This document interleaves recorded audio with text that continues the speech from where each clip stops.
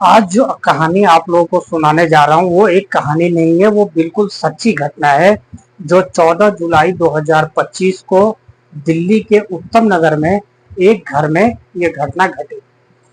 एक लेडीज होती है, एक लड़की होती है सुष्मिता, जो यूपी के लखनऊ से चलती है अपने जीवन यापन के लिए नोएडा पहुंचती है। नोएडा पहुंचने के बाद उसे एक काम मिलता है। उसी दफ्तर में एक लड़का भी काम कर रहा होता है और दोनों में दोस्ती प्यार मोहब्बत सब होता है। उसके बाद जो होता है वो आपको सुनाऊंगा। आप इस वीडियो को अंत तक देखिएगा, तब आपको सारी बात समझ आएगी।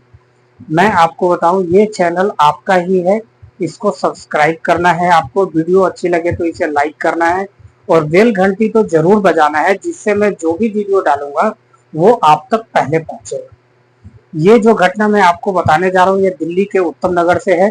14 जुलाई को रात को 8-9 बजे एक लेडीज होती है सुष्मिता, जो खाना बनाती है और उस खाने में नींद की 15 गोली डाल देती है। रोटी बनाती है, उसके आटे में गूंथ देती है, दाल बनाती है उसमें डाल देती है और दही में घोल देती है, जिससे किसी भी चीज का टेस्ट ऐसा ना लगे खाने वालों को जो इसमें कुछ मिला हुआ है और वो आराम से खा ले। इसलिए 15 गोली को उसने बांट दिया 3 जगह, रोटी दाल सब्जी और दही में उसने इसको मिला दिया और अपने हस्बैंड को, जिसका नाम करण देव है, उसको खिला दिया।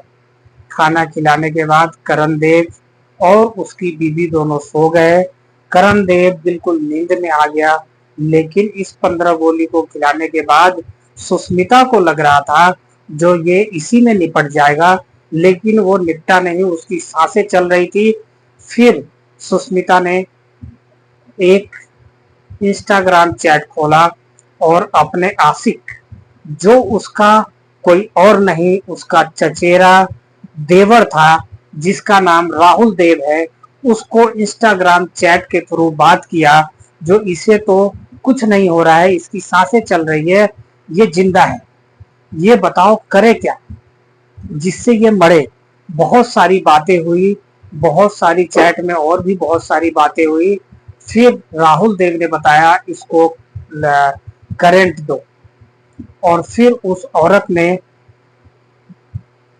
तार को काटा, एक्सटेंशन वायर जो होता है हमारे और आपके घर में, उसके वायर को काटा और वो उसके सीने पे लगाया और एक बोर्ड में लगाया और स्विच ऑन कर दिया और करण देव को झटका लगता रहा। इधर उसकी बीवी सुष्मिता चैन की नींद लेती रही।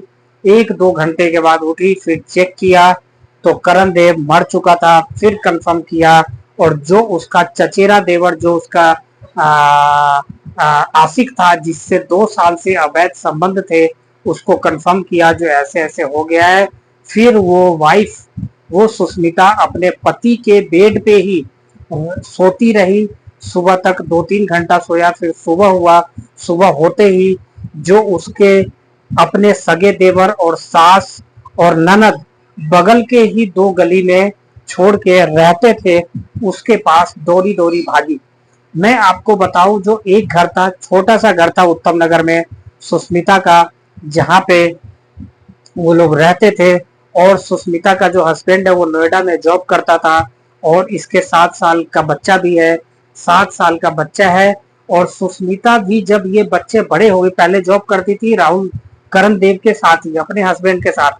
फिर इसके बच्चे हुए तो इसने ब्रेक लिया। ब्रेक लेने के बाद फिर इसने जो है एक टूरिस्ट एजेंसी में जॉब कर लिया और उसी जॉब को ऑफिस ले जाने लाने के लिए राहुल देव कभी छोड़ देता था, कभी ले आता था। मैं आपको बताऊं, राहुल देव जो है कोई काम नहीं करता था। ये एक एस्बेकिया टाइप का, चर्सी टाइप का आदमी था जो आजकल ट्रेंड में है।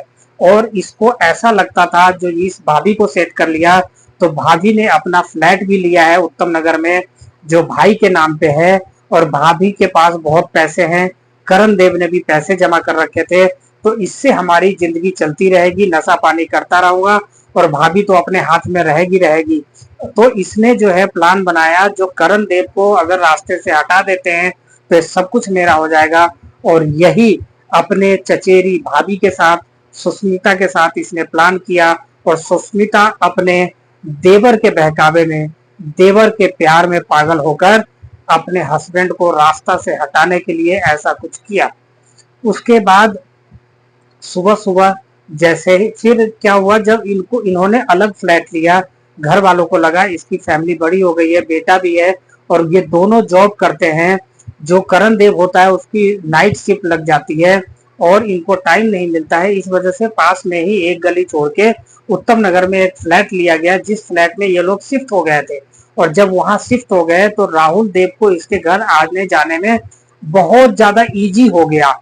उसके बाद ये घटना 14 जुलाई 2024 को घटी, आपको मैंने बताया ही। फिर ये सुबह उठी और अपने ससुराल भागी जहाँ पे सास इसकी रहती थी, और वहां पे जाके बोला जो करण देव नहीं उठ रहा है, उसकी सांसें नहीं चल रही है, वो नहीं हिल रहा है।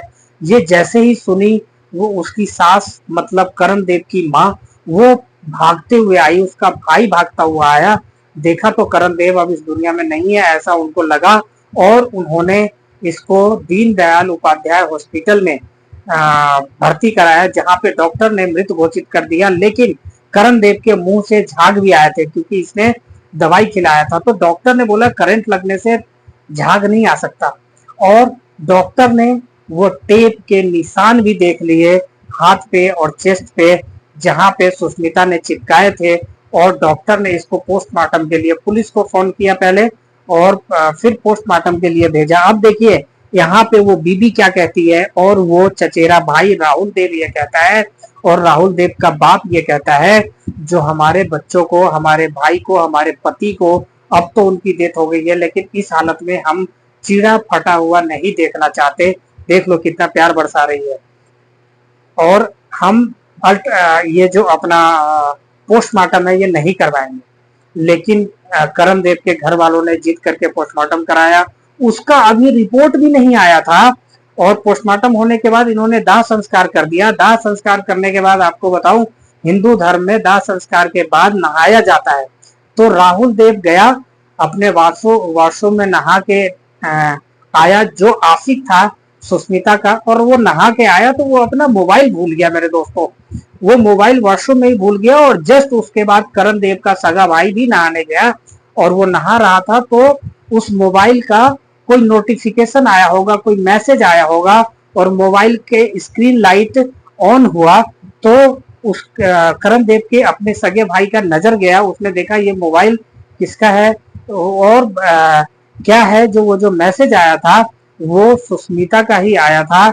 और वो चैट जो इंस्टाग्राम पे चल रहा था, वो चैट खुल गई क्योंकि उस मोबाइल में लॉक नहीं था, और चैट जब खुली तो मोबाइल पे नजर गया, तो इससे ये लग गया जो भाभी का कुछ चैटिंग है। उसने पूरे चैट पढ़े, जो सुष्मिता ने इसको मारने के लिए क्या क्या तरीके हो सकते हैं, अभी कहाँ है नहीं है, सारी चैट उसके करण देव के सगे भाई को लग गया। और करण देव ने के सगे भाई ने अपनी सगी बहन को बुलाया और उसकी पूरी रिकॉर्डिंग की। थाने में गए, थाने में जाने के बाद फिर इन लोगों की गिरफ्तारी हुई, फिर सुष्मिता घुमाती रही, उसके बाद जो है सब कुछ कबूल कर लिया। मैं यही कहना चाहता हूँ मेरे दोस्त, इससे सीख ये मिलती है, जो आगे जो लेडीज अपने हस्बैंड को मारने वाली है, या कोई भी लोग अगर आप गलत काम करने वाले हो, तो ये आप निश्चित मान के चलो आप बचोगे नहीं, आप पकड़े जाओगे। इसलिए मारना और ये सब करना, आपकी उम्र जेल में कट जाएगी। आप कुछ नहीं, जो सोच रहे हो ना मार के ये वो करेंगे, कुछ नहीं कर पाओगे, आपकी उम्र खत्म हो जाएगी, आपकी जिंदगी खत्म हो जाएगी, आपके साथ आपके बच्चों की जिंदगी खत्म हो जाएगी। इसलिए ऐसा न करें, हो सके तो डिवोर्स ले लो। डिवोर्स लेने के बाद आप, ठीक है, आपको हस्बैंड का पैसा कुछ मिलेगा, पूरी संपत्ति नहीं मिलेगा, लेकिन आप जिसके साथ जाना चाहती हो ये देख के जाओ वो जेब कतरा ना हो, चर्सी ना हो। अगर चर्सी है, पैसे नहीं है उसके पास, तो ऐसे लोगों से आस्की क्यों करते हो, पहली बात। दूसरी बात, मैं उन लोगों को कहना चाहता हूँ जो लड़के अलग रहते हैं, वो अपने माँ बाप के साथ रहे। अगर वो अपने माँ बाप के साथ करण देव रहता तो उसके साथ ऐसा नहीं होता।